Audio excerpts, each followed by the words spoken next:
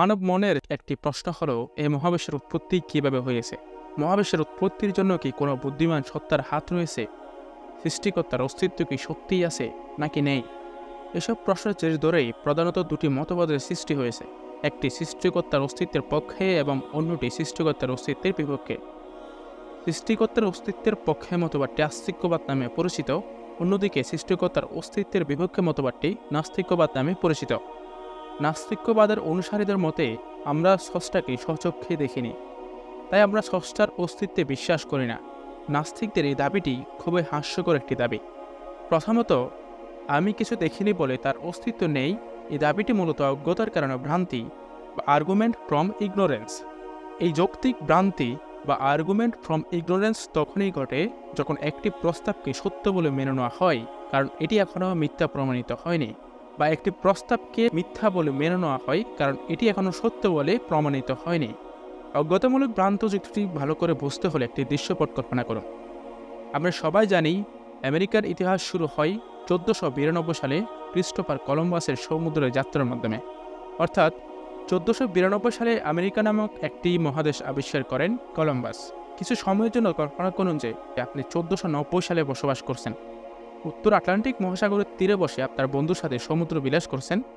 ঠিক এমন এক মুহূর্তে আপনার বন্ধু বলল, সাগরের অপর পারে আর কোনো স্থান নেই। আপনি তাকে জিজ্ঞেস করলেন কিভাবে সে নিশ্চিত হলো। উত্তরে আপনার বন্ধু বলল, ওখানে যে কোনো স্থান আছে তার কোনো প্রমাণ, বা ওখানে যে কোনো স্থান আছে তা আমরা দেখিনি, সুতরাং সেখানে আসলে কোনো স্থান নেই। এবার বলুন তো, আপনার বন্ধু ঠিক কোন কারণে এমন সিদ্ধান্ত নিয়েছিল যে সাগরের অপর পারে আর কোনো স্থান নেই? অর্থাৎ আমরা যেটাকে আমেরিকা হিসেবে জানি সেখানে কিছুই ছিল না। উত্তর হলো অজ্ঞতার কারণে। আটলান্টিক মহাসাগরের অপর প্রান্তে যে একটি স্থান রয়েছে তা আপনার বন্ধুর জানা ছিল না, তাই সে মনে করতো সেখানে আসলে কোনো কিছুই নেই। কিন্তু বাস্তবতা হলো সেখানে অনেক জায়গা ছিল। পরবর্তীতে কলম্বাস তা আবিষ্কার করেন। তাই আপনার বন্ধুর অবস্থানটি মূলত অজ্ঞতামূলক যুক্তি বা অজ্ঞতার কারণে ভ্রান্তি বলে বিবেচিত হবে। ঠিক একইভাবে যদি আপনিও দাবি করতেন উত্তর আটলান্টিক মহাসাগরের অপর পারে কোনো স্থান নেই, তা যেহেতু প্রমাণিত নয়, তাই সেখানে একটি স্থান রয়েছে, এটিও অজ্ঞতামূলক যুক্তি বলে বিবেচিত হবে।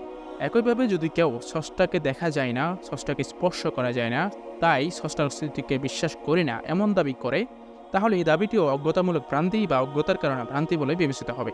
দ্বিতীয়ত, আমাদের দেখার উপরে কোনো কিছুর অস্তিত্ব নির্ভর করে না, এবং আমাদের সমস্ত জ্ঞান কেবলমাত্র আমাদের দেখার উপর ভিত্তি করা হয় না।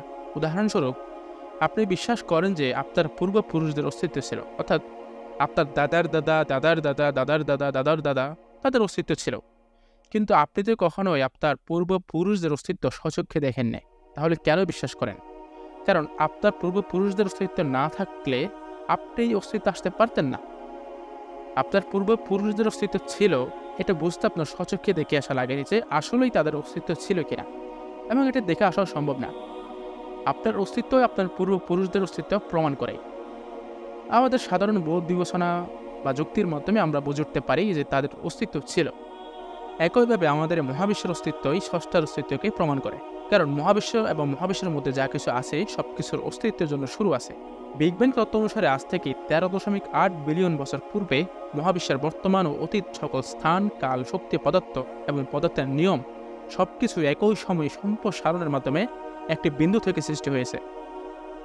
অর্থাৎ আমাদের মহাবিশ্বের অস্তিত্বের জন্য একটা শুরু আছে, আর অস্তিত্বের জন্য যার শুরু আছে তার অস্তিত্বের জন্য কারণ থাকা অপরিহার্য। সুতরাং কোনো প্রকার সন্দেহ ছাড়াই আমরা এই সিদ্ধান্তে পৌঁছাতে পারি যে মহাবিশ্বের অস্তিত্বের জন্য একটি কারণ রয়েছে, বা মহাবিশ্বের অস্তিত্বের জন্য স্রষ্টা রয়েছে। স্রষ্টা এবং সৃষ্টি কখনো এক হতে পারে না, অর্থাৎ স্রষ্টা কখনো সৃষ্টির অংশ হতে পারে না। তাই মহাবিশ্বের স্রষ্টাকে হতে হবে অতিপ্রাকৃত সত্তা, কেননা এই মহাবিশ্ব এবং মহাবিশ্বের মধ্যে যা কিছু আছে সব কিছু প্রাকৃতিক। সুতরাং আমরা স্রষ্টাকে সচক্ষে দেখিনি, তাই আমরা স্রষ্টার অস্তিত্বে বিশ্বাস করি না। এই দাবিটি মোটেও যুক্তিসঙ্গত নয়, বরং মহাবিশ্বের অস্তিত্বের জন্য একটি কারণ বা মহাবিশ্বের অস্তিত্বের জন্য স্রষ্টার অস্তিত্ব থাকাটা অপরিহার্য, এই দাবিটি যুক্তিসঙ্গত।